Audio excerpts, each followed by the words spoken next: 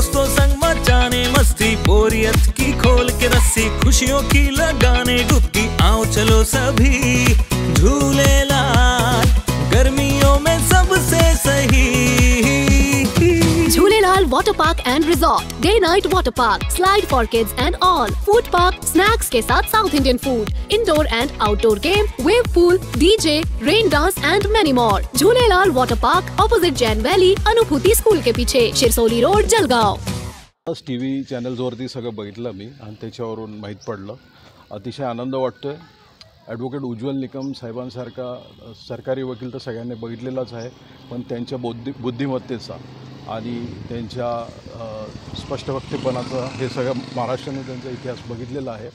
अशाच पद्धतीने ते देश पातळीवरती भारताच्या संसदेमध्ये आपल्या राज्याचे, आपल्या कॉन्स्टिट्युएन्सीचे प्रश्न अगदी व्यवस्थित मांडतील असा मला ठाम विश्वास आहे आणि त्यामुळे आम्ही सर्वच आनंदित आहोत। आत्ता अशात बोलणं झालं नाही, त्यांचा फोन एंगेज लागतो। यापूर्वी आमचे आजोबा होते, फार पूर्वी, गेल्या 50 वर्षापूर्वी ते चोपडा तालुक्यातून आमदार होते, बॅरिस्टर देवराव निकम म्हणून, निकम साहेबांच्या। कुठल्या पक्षाचे होते ते?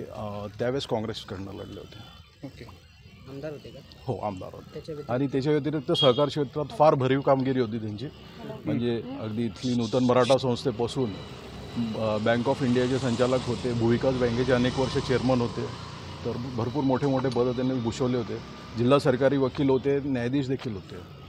वकील साहेबांना तसं बघितलं तर राजकारणात फारसा काही इंटरेस्ट नव्हता आणि आता ही जी उमेदवारी मिळाली आहे त्याबद्दल आता मी त्यांच्याशी भेटून बोलेन। भाजपने त्यांना ती संधी दिली, याबद्दल काय सांगणार तुम्ही? मी मनापासून स्वतः खूपच आनंदित आहे आणि हा निर्णय फार योग्य निर्णय राहील असं मला वाटतं। मागे जळगावला येऊन मुख्यमंत्री देखील शिंदे भेटलेले होते, त्यावेळेस ही काही चर्चा चाललेली होती की ते येणार होते, मात्र आज त्यांनी पक्षाचा प्रवेश केला। तर अजून पक्षप्रवेश वगैरे मला माहिती नाही आणि शिंदेसाहेब आले त्यावेळेस औपचारिक भेट होती, बाकी असा राजकीय विषय कुठलाच नव्हता। म्हणजे आत्ता काल परवापर्यंत तरी ते राजकारणात येतील असं कोणालाच वाटत नव्हतं। कुठल्या ठिकाणून उमेदवारी मिळाली? कुठले हे जे नाव चर्चेत आहे गेल्या काही दिवसापासून, हे नॉर्थ सेंट्रल मुंबई, म्हणजे बांद्रा ईस्ट, बांद्रा वेस्ट, कांदिवली आणि विलेपार्ले ही कॉन्स्टिट्युएन्सी आहे।